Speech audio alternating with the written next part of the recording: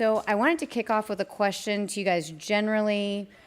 Why should innovative and commercial companies work with defense, law enforcement, or national security agencies? Whoever wants to take that first. And start in short, the issue of, and why don't I just limit my remarks to defense and national security. Haven't really thought about Homeland Security or LE per se, but in terms of national security, the DoD's continuing access to commercially developed dual-use technology over the last 15 to 20 years has taken on geopolitical dimensions. Let me unpack that a little bit. So, of course, as we all know, over the last 15 to 20 years, most of the technological innovation that's been happening, that's been really, really, truly innovative and world-changing, has been happening within the commercial sector, not within the DoD or any other federal agency or federally research institution. It's been happening among commercial companies. In the area of, particularly in national security relevant areas, be it AI, nano encryption, robotics, etc. This is a really fascinating development, but it's made particularly salient given two propositions. Number one, historically, the DoD has had a good amount of difficulty doing business with precisely these types of companies, pure play commercial companies. Overly Byzantine regulatory structure that describes how it procures commercial products and services, just cultural biases that really make it difficult for the DoD to do business with pure play commercial companies. The second proposition is against that backdrop, the Chinese and the Russians in particular have been strategically investing in those very same companies, and those very technologies, giving rise to a national security problem. So succinctly stated, I think this is one reason why this issue has seized the attention of folks around the country and certainly in DC. Yeah, I would add that there seems to be a belief that you can kind of sit this out, that it's possible to just be like, well, I'm not going to work on it, so maybe all the progress around the entire world will stop if I stop. And the reality is that these authoritarian governments have access to innovation in this space much more than they did during the Cold War, to the ways that we were being competitive there. It's much harder for Iran to build an aircraft carrier than it is for Iran and North Korea to essentially conscript forced labor out of their most talented people into working on software projects. So my short version of this is that I think if you care about liberal democratic values like equality, freedom of speech, good governance, oversight, you should care about working with the national security community, because the alternative to that is actually giving the advantage to authoritarian governments. Mike, you want to jump in? Yeah, I'm trying to figure out the best way to phrase what I think there's obvious truth to what's been said. I think that where things sometimes break down is this idea that just naturally working with the national security community therefore helps promote liberal values like that. And I think that's where some of the concern and the conflict that led to some of this panel comes from, is that historically, there have been certainly long periods of time where there was alignment between the national security community and the tech community, and many of the innovations that we talk about sort of, flowed out of that.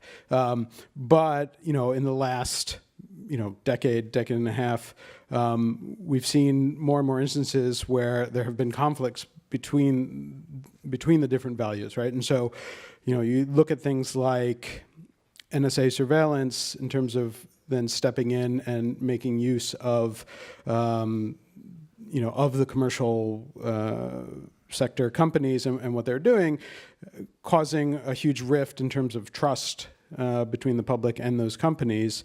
It makes it harder for those companies to then feel that they should be in a position where they're working with the national security community, because they're sort of afraid of how that comes out in the long run. I actually think that example is the exact example that I would have employed to make my point. So China is systematically oppressing the Uyghur communities with no democratic oversight whatsoever, whereas the Freedom of Information Act and Patriot Act that contributed towards the NSA revelations that came out with Snowden had oversight and frequent interaction with government committees of democratically elected officials that were supposed to be representing the will of the American people.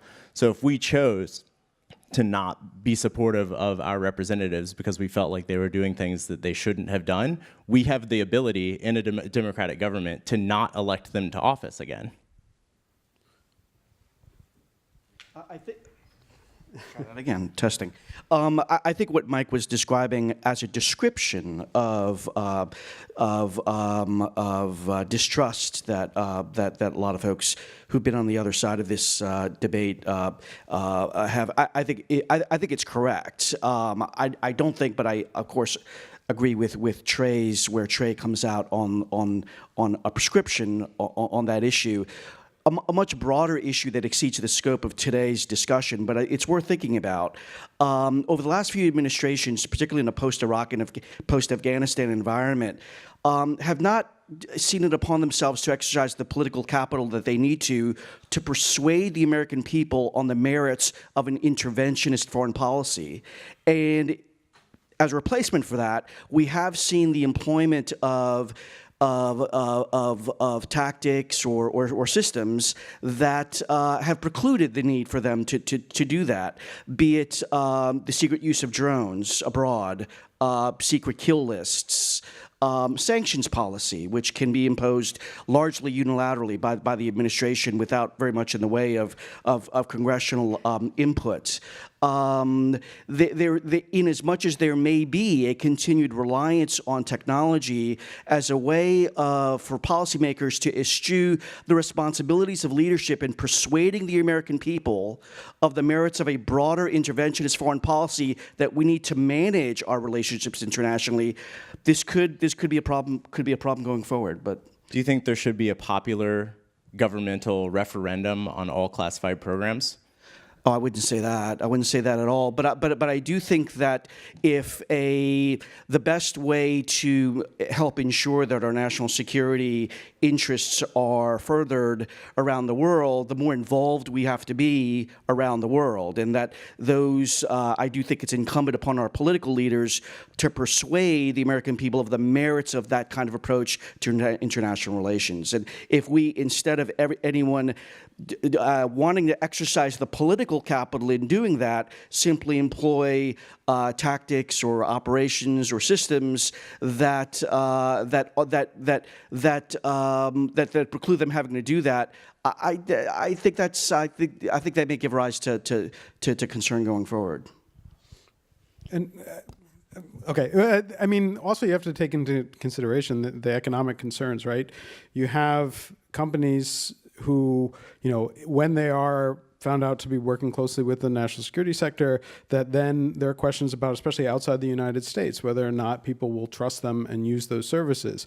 There are other interests beyond just whether or not they're able to help the U.S. government, get engaged in surveillance, and so there are a bunch of concerns that I think, the reason why there's been sort of this trust breakdown between Silicon Valley and the government comes back to the fact that the national security community frequently did not consider any of the costs of the programs that they were doing, beyond, or I should clarify, they didn't consider the cost if any of what they were doing then became public, which it did, and therefore had very significant and very real costs on the companies in terms of who was going to trust them and who were going to use their services. I'm pretty sure that's actually the definition of top secret programs, is you consider the cost of something becoming public, so you classify it.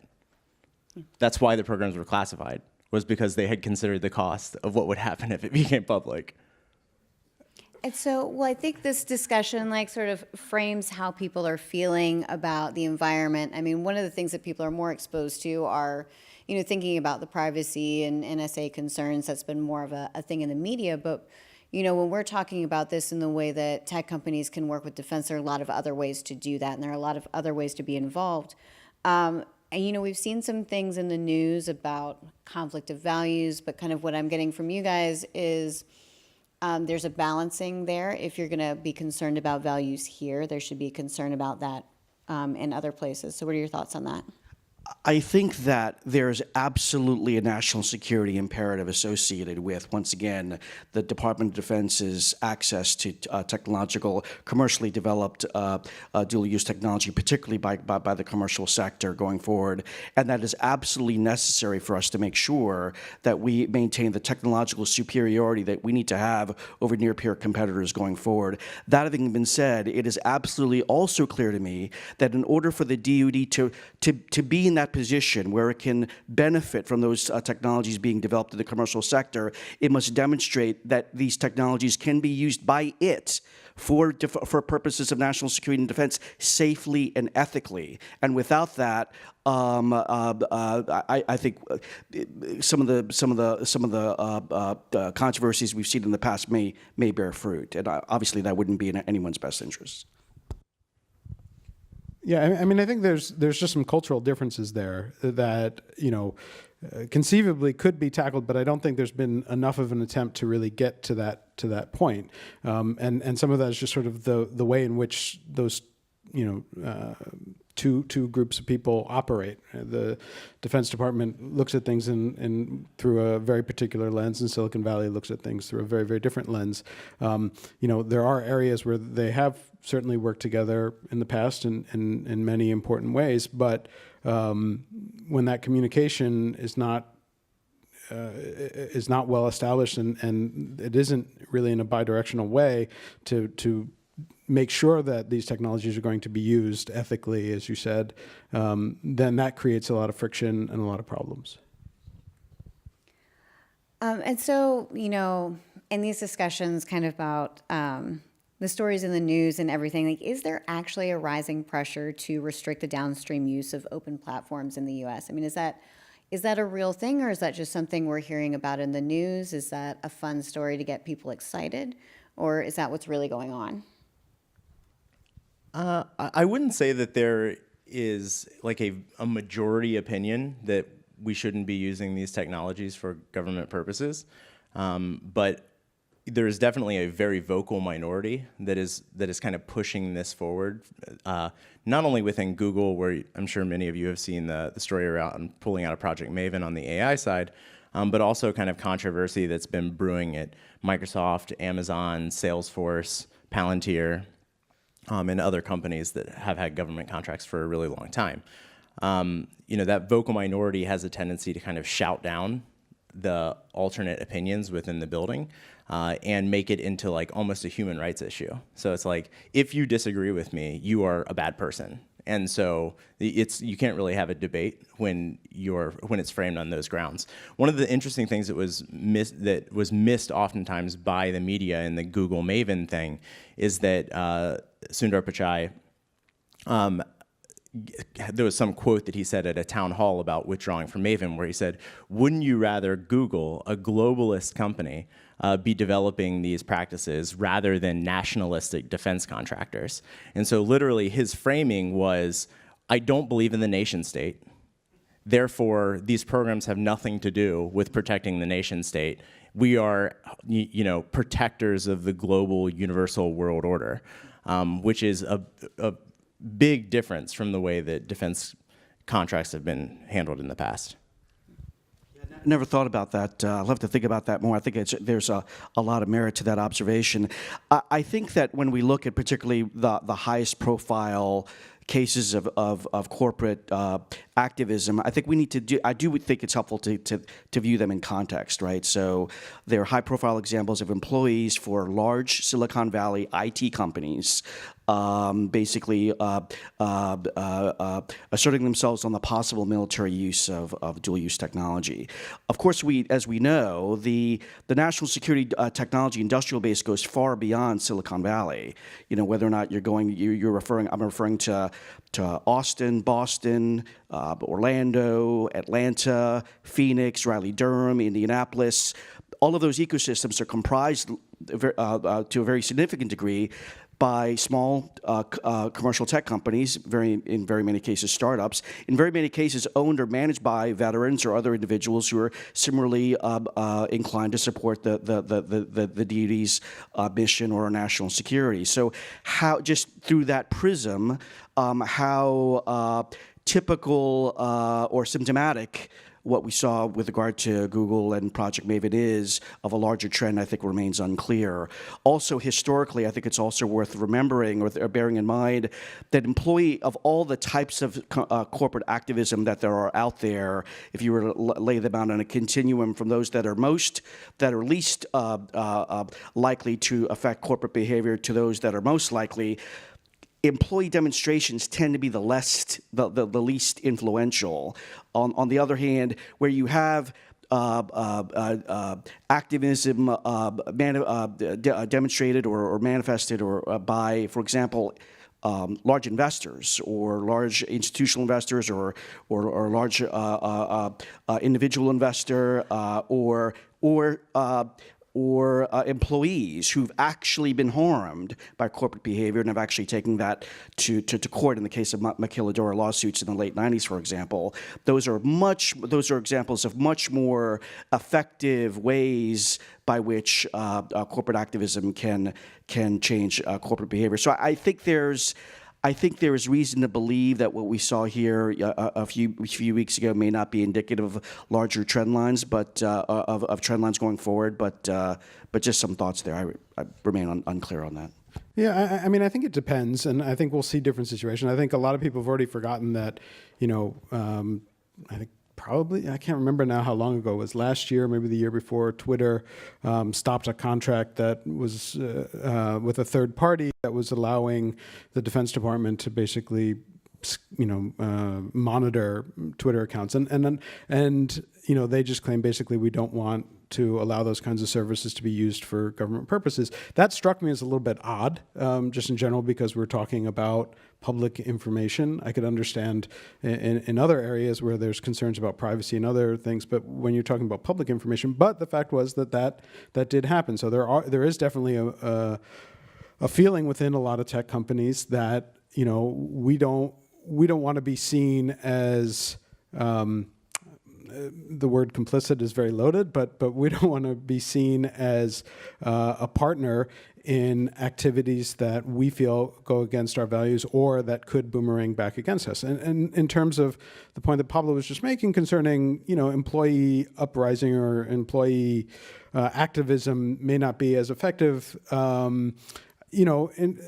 that may be true. It'll be interesting to see how some of these other programs go. I would say, certainly depending on it does depend very much on which employees are involved. And in Silicon Valley, where the fight over hiring and keeping the best employees is fierce and vicious and pretty crazy, you could certainly see where that could have a very, very real impact, not just in trying to retain and keep certain employees happy, but also to attract new employees as well, which, is sort of a cultural statement, but I think is really important to a lot of the companies out here.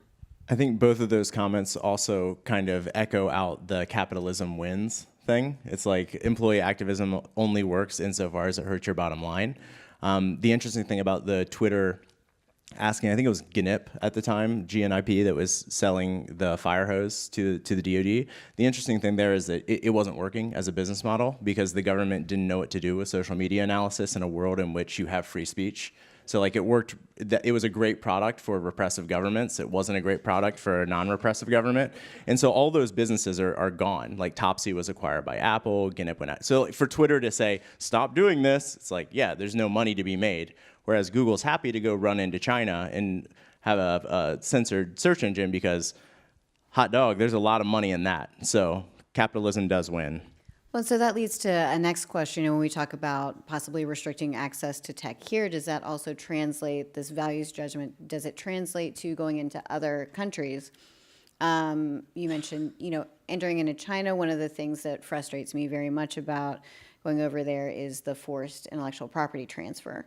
So I'm wondering, is there some kind of pushback within major tech companies on allowing other governments that are perhaps more authoritarian using these technologies? seeing the same kind of cultural revolt? I mean, there's so many different scenarios and so many different situations. It's hard to say necessarily, right? I mean, so the fight right now is this question over Google and China. I mean, that's a big discussion, right? I mean, Google had made the decision years back to sort of, to leave China. They also have made decisions to effectively, for the most part, leave Russia, and certainly take employees out of Russia. And so you see some of that, but now you have the situation where that market in China in particular is considered so large, and the economic incentives are so strong that they're apparently, and this is all based on leaks and to reporters and stuff, attempting to go back in and in a way that the government will be happy with it, and that's then raised concern. So the question, I think, is sort of how will that play out? You have now stories of high-level employees resigning at Google because of that, and so there will be a lot of different pressures on any company, especially the Silicon Valley tech companies, in terms of how do they deal with these regimes. The response on the other side is, or from the perspective from the people at Google who do want this to go forward, is better us than somebody else, and whether or not that plays is kind of an open question. But I think we're still sort of figuring out how that all works out in the long run. One of the things that, with regards to this question, that's been really interesting to me, seeing especially like the Twitter kicking people off the platform and things as well, is that I have a 5-year-old and a 3-year-old, and I think when you have kids, you start realizing core things about human psychology that kind of get watered down over the ages. But my kids hate hypocrisy more than anything else, right? It's like you say one thing, you do another thing, like that's super bad. You're not allowed to do that. And I think that this is ingrained into us as humans. I'll get to the point. Basically, like, I think we should hold ourselves to a really high standard. Like, we have to hold our companies, our government, so on to a really high standard. The challenge is where we start lying about how we're holding other people to standards or not holding them to standards. For example, like kick off the InfoWars guy, that's great. Hold our people to a really high standard. But you can't then just let ISIS talk about repressing people and lying about the Holocaust and things like that. And there are thousands of those accounts on Twitter that are constantly popping up. And it's the same thing that happens in this case. It's like, yes, we have to hold ourselves to a really high ethical standard on AI, and then kind of lie and be like, of course, we're doing the same in China. It's like, no, we're lying. You're lying to your employees. You do not hold non-US people to the same standard that you hold US. Yeah, I mean, I agree in concept, and I agree. I have kids the same age, so I know exactly what that feeling is. But I don't think that. I think we could go down a huge tangent on the question of like content moderation. I think it's unfair to say that we're holding people to different standards. I think the issue there is that you just have impossible decisions to make, and everything. I mean, Mahmoud Ahmadinejad is a Twitter user. Yeah, that's not like a niche thing. Like yes, he has hundreds of thousands of followers. It's a known thing. He has an account. Yes, he's still on Twitter. Yeah, you're not holding them to the same standard. And far be it from me to be the person to defend Twitter's moderation choices or any company's moderation choices, but they have within their terms of service basically a newsworthiness exception. They've decided that for whatever reason that is a newsworthy situation, and there's an argument there. But we're getting into a pretty distant tangent, right? So the issue though that gets back to is not so much sort of the hypocrisy or the different standards that are that companies are being held to, but that the world is a big place. The internet does not play nicely with different jurisdictional boundaries, and yet companies are trying to figure out how do you best balance being a global company in which the internet can reach everywhere, and to deal with the different levels of laws and regulations within all those different countries, and that's it's not an easy challenge to deal with, and companies have to make all sorts of decisions, both based on what will impact their bottom line, but also sort of how much they're willing to put up with in terms of potentially going against their values, and we can criticize the different choices, but recognize also that those are all very, very difficult decisions. And I'm going a little bit against my own stance, because I've certainly criticized companies for the positions they've taken in different countries. But I don't think that especially the larger companies, are taking these issues lightly in terms of how they think about these issues. I think they are considering them seriously, and not just tossing off, oh, we're going to do this here, and if it's not consistent, that doesn't matter. I think there are sort of thoughtful discussions and reasons for why they take the stance that they do in those cases. So, and then coming back around to access for DoD, I mean, there's another avenue for access to technology, and that would be through startups and other players within the space. So what kind of access do startups have? How is DoD working with the startup community, and do they know how to work with each other? It's actually been a very substantial issue in D.C. and the Pentagon. It was, I think, the proposition that I started off the conversation with, my piece of it, I think, represented an emerging consensus, or consensus that basically emerged, I'd say, about 2 or 3 years ago. I think as of that point, there have been a lot of things that the DoD has been doing. Probably the most salient of which happened most recently in the National Defense Strategy that was just put out just a few months ago. The policy definition of national security industrial base was expanded to include basically non-traditional commercial suppliers of technology, which represents a sea change in the DoD's thinking. I think one way I would answer that, Katie's question, is also to separate two distinct concepts. I think that I think folks tend to use, and certainly in the building at the Pentagon and on the Hill, people tend to use interchangeably incorrectly, and that's technology and innovation. Technology is a procurement problem. Innovation is a human capital problem, and the two are addressed through very, very different ways. The DoD on the technology side has been doing quite a lot.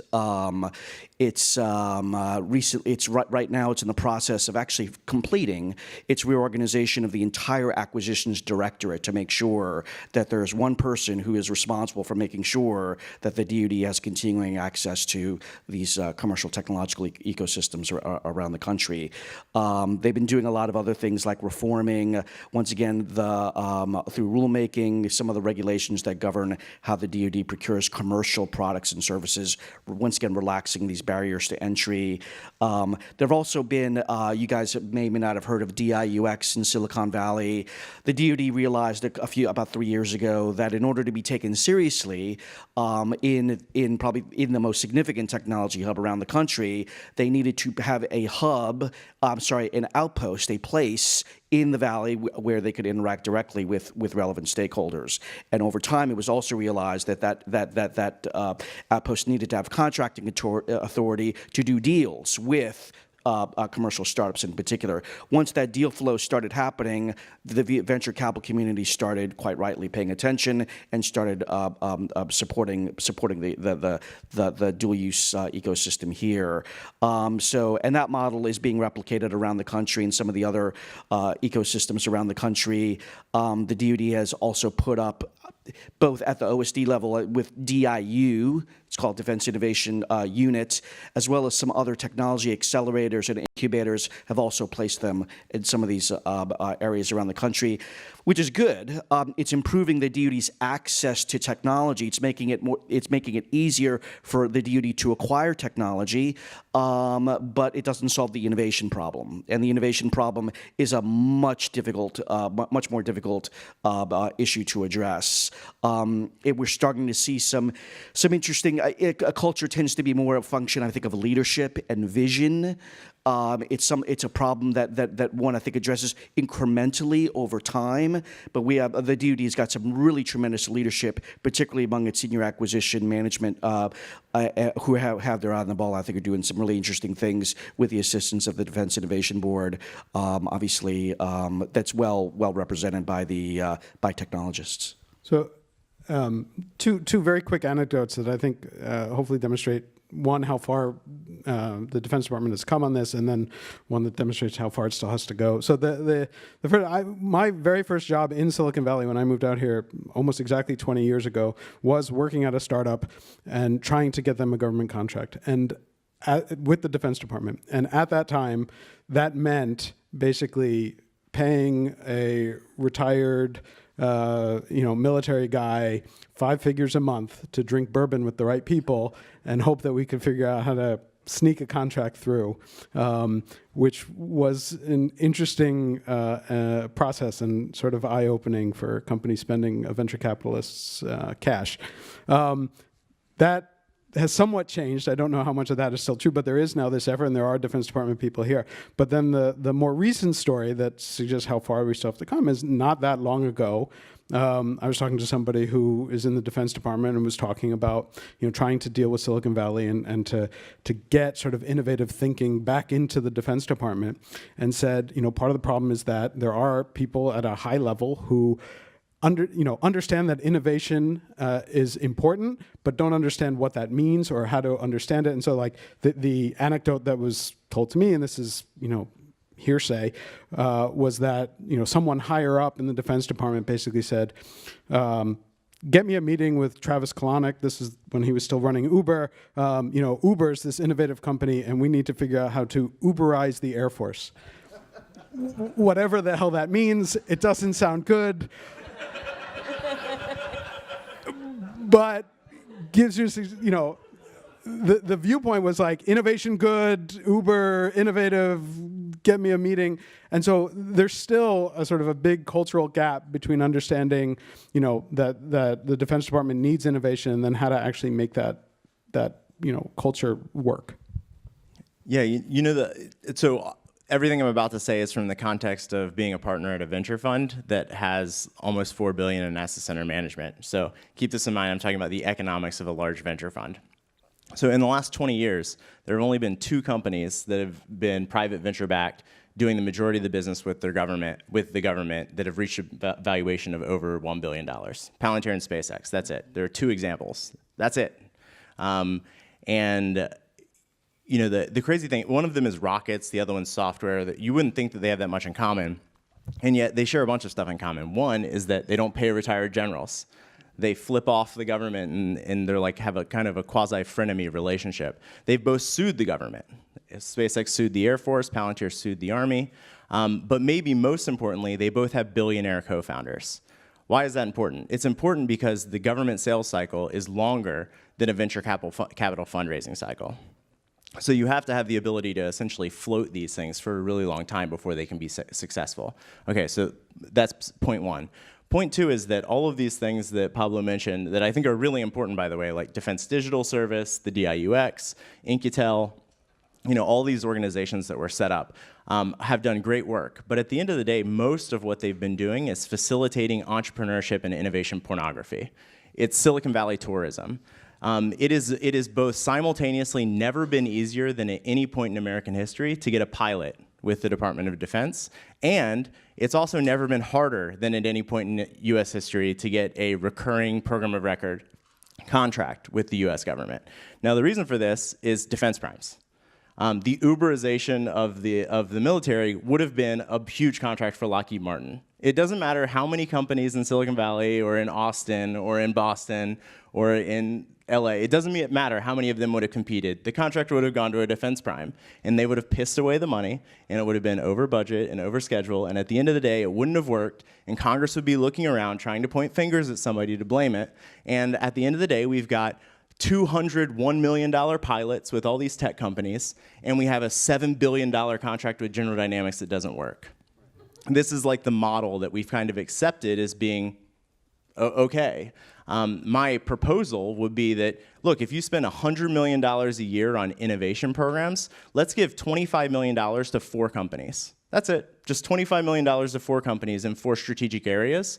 Let's get them to the point where they can actually go out and recruit and retain talent. They can raise real money because they have recurring contracts. And maybe, just maybe, we'll be able to pull some General Atomics, some SpaceX, some Palantir, some Blackbird out of a hat. And if maybe you get one of those a year, that's still way better than what we're doing right now, where all the money's just disappearing. I would encourage you, by the way, to go look at DIU's portfolio list on their website. Lots of really cool companies. Ask yourself how many of them have production programs of record. The answer is none that I know of. So great pilot opportunities. We have to transition into production. DARPA has a $3.5 billion annual budget with less than 5% program transition. So I don't think that's an effective use of money. And I think that's one of the reasons why the Defense Acquisition Directorate was stood up in the way that it did. How can we identify particularly promising commercial technology, subject it to developmental prototyping, and get it into production as quickly as we possibly can? You know, as Trae and Mike alluded to, from a cultural standpoint, that represents a sea change in how the DoD has been going about research and development. Just to underscore the point, but by my figures, since between 2001 and 2015, the DoD squandered $49 billion in monies that were appropriated for research development, on about 9 major defense acquisition programs that were never fielded. That is indicative of how the DoD does business. An undue premium on CapEx, inappropriately motivated through a perverted alignment of incentives within the building. It's not about it has not been about actually fielding capability. It's about getting on rails promised capability without ever fielding it at the end of the day. So that having been said, a lot of the things that I've been seeing both on the acquisition side, the technology side, innovation side, I think, in fact, not I think, I really do believe are give rise for hope. But we've got a long way to go. Yeah, I think what I would like to see from ANS, Ellen Lord, and Arnie, Mike Griffin, is actually coming out and saying, this is a zero-sum game. If we're going to have new entrants to the market that are going to win, defense primes are going to have to lose. You can't keep their budget the same, and then, but they're not going to. They won't say that. But that's the thing that we need to come to terms with: is that IBM, Boeing, Lockheed, they're going to have to feel the pain. Yeah, actually, and I want to be careful to say I'm not talking for the DoD. I'm not a DoD spokesperson. But I don't disagree with that formulation. Interestingly enough, the Air Force Secretary, I believe, Heather Wilson, recently committed to modernizing our, it's a certain category, certain type of satellite program intended to replace the SBIRS program, which has been performing horribly in terms of cost, schedule, and performance. Through she wants it fielded within 5 years, relying on mostly currently existing or even easily developed commercial technology. But which, for me, being a former congressional staffer, bodes well, because 5 years is the budget, the DoD budget horizon. It's called a FYDP, Future Years Defense Program. It's budgeted over 5 years. Whenever I used to have a PEO come in and talk with me on behalf of Senator McCain, talking with me about what they're going to do in a given program outside of the 5-year budget program, I tell them, you don't know what the hell you're talking about. You're guessing, because you're programming beyond your time horizon for Senator McCain and the Congress to hold you accountable for what's coming out of your mouth. So the fact that she said that she could do it within 5 years is notable, and obviously SBIRS would be in direct competition with a prime. So I thought that was notable. Great. So we will, in just a second, go to audience questions. Before we do that, I just wanted to ask you guys, is there anything that I haven't brought up that you'd like to mention or make sure that people are aware of? Or you can be thinking about that while we go to audience questions, because I think we have one. All right, let's take the audience question first. Hey there. I'm wondering, in terms of what's happening in the Valley and something I'm trying to figure out in my reporting, it seems like there's a characterization that, and I think it's true in some cases, where tech workers, especially engineers, have a lot of influence, are saying, no, like, we will not work with the military at all, we will not work with the government at all. But there might be other cases where they're saying, not this project, like not this China project, right? Like Dragonfly, or we disagree with the way that ICE or CPB is enforcing border policies. And I wonder if it's, some cases it's just like a blanket no, and others it's more like taking a policy position. And if that, we need to kind of calibrate the way we're looking at the situation and differentiate the protests based on that. I mean, I've certainly seen commentary in that regard about some of the activism that we've seen. I think I think Mike's description of some of the concerns that folks might have with regard to how national security has been administered so far is probably correct. I mean, I don't really know that. I think we've all seen some commentary that indicates that it's been attributable to a generally hostile position with regard to this president and his administration and the policies he's pursuing. But I have no way of knowing if that's the case. It could be all the above at the same time. Yeah, I think there are a lot of factors at play, but I don't think there's like a general sense of not working with the government. I think that there's lots of willingness to work with the government. I think there are specifics about specific concerns that are generally felt about working with specific parts of the government and for specific reasons. Okay, next question. Oh, thanks. Hi, my name's Patrick. So just first a caveat, because I think my question could be construed as implying that the question before the panel is scapegoating activism, government, and some of these topics are, government contracting, et cetera, for what a problem is. But I'm thinking about a time when the government's access to the best technological talent in the country came from a true coherence and clarity and urgency of purpose and problem. And I'm thinking about World War II, right, where the greatest technologists in the country came together at the Harvard Radio Lab with the purpose and problem of confusing enemy communications during a crucial moment in the war. And it was no problem at that time for the government to have access to the greatest technologists in the country, and that perhaps what is lacking now is something like that. In fact, that whole effort led, to Stanford Professor Terman coming over to lead the lab, coming back to Stanford, and giving rise to the thing that we now call Silicon Valley. So my question to the panel is to put on a different set of hats and say, well, what could that be today? Are you suggesting that we should catalyze existential threat? Because I can totally do that right now. I mean, if aliens come down from outer space, I bet. No, not if they do. If we create a situation in which it seems like aliens have come down from outer space. Maybe we shouldn't discuss that on a live mic, but. I think access to talent is a huge problem.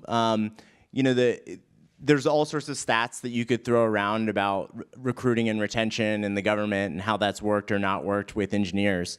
I think there are multiple facets to why this might be the case. Earlier today, we've heard some people talk about compensation being a problem, which I think it is a part of the problem. It might not be the biggest part of the problem. You have culture. Do you want to sit in a cubicle in a basement without windows and paying for soda out of vending machines, or do you want to work at Google? It seems like those are pretty different. But I think another aspect of this is the difference between hardware and software. So during the Great Wars and in the Cold War, if you were an engineer and you wanted to build aircraft carriers, well, there was one place that you could go to build an aircraft carrier. Today, if you're like a top flight artificial intelligence engineer graduating from college, like you can go work on self-driving cars, you can work on SLAM mapping for construction, you can work on deep learning for natural language processing, you can work on ad optimization, which is really where all the people are working. They just don't want to tell you that. Trust me, they're all working on ad optimization, and you can do that at $500,000 a year in comp. And so figuring out how to recruit and retain software engineers is different than metal benders. And I think that's kind of where we're running into some trouble. And we should keep in mind, and I know I said this before, that it's worth reiterating, our adversaries conscript this talent into service. Like in China, they have the concept of civil-military fusion. In Israel, they literally conscript them into service. I mean, not that Israel's an adversary, but like we're in a weird position where because we're a free democratic country, we actually have to convince people to do things. I think that's harder than most people think that it is. I think there are at least three ways of encouraging civilian support in the national security mission. I think one of them is by conscription. The other one is by inducement, or particularly with regard to compensation and benefits. The other one is by inspiration, and I think that's what maybe you might have been alluding to. As you guys know, about a year ago, China set out for itself as a policy priority worldwide dominance in the area of artificial intelligence by 2030. If achieved, and by 2030, we probably still won't be talking about truly autonomous general AI applications, probably still narrow AI, but still, suddenly, if you achieve worldwide dominance in this capability, suddenly the Senkaku Islands look different, Spratly Islands look different, maybe Taiwan looks a little different. So the geopolitical implications of this issue are becoming quite severe, and do give an opportunity for presidential quality leadership by someone who's willing to embrace it. And I'm hopeful that we may see, particularly with some of the the ZTE, some of the China-related issues that have been discussed as of late. I look forward to seeing that kind of leadership. But I do think it may take that kind of leadership and vision to get the industrial base as mobilized as it could need to be. And we've got another question in the back. It follows along from what you're saying. One of the things that puzzles me is if you are an American, if you're privileged to be an American, why is it that you feel such reluctance to contribute to the defense of the country? Is it that we no longer have a draft? Do we need young people to have a sense that, as your former boss would say, God rest him, that we all have to give something back? Yeah, I think, and again, I think that there's a vocal minority that believes some things that maybe the majority doesn't. But in my experience, the vocal minority, whether it's conscious or subconscious, doesn't believe in the nation state. And so they wouldn't feel comfortable saying, like, I feel privileged to be an American. They would say, I feel privileged to be a human or a citizen of the world or something along those lines. And so if you don't actually believe that the nation state is something worth defending, then why would you defend the nation state? And that's markedly different than World War II. And again, I don't think there's a vast amount of people in San Francisco or in the Bay Area that would say that, but I think there are enough people saying it that it makes being nationalistic or patriotic actually like a hate crime. I might push back. I mean, there may be some people like that, but I think there are plenty of people who are perfectly patriotic and perfectly, proud to be Americans who are interested in helping out, but they want to make sure that the help that they're giving and the support that they're giving is, for the values that they believe in. And that's where a lot of the concern comes in. And you have these situations where it feels like, to many people that, again, what I said at the very beginning, the intelligence community perhaps abused their power and abused their position and used the technology in ways that people were not comfortable with. And so, I think that's where a lot of the concern is, and we're having some of that. We got through this entire debate. We didn't even mention encryption and the idea of like backdoors and encryption, which is a huge concern for many people. And people within the Defense Department and national security community actually, are somewhat split on that and come out in different ways. But you talk to people out here, and almost universally, people are very worried about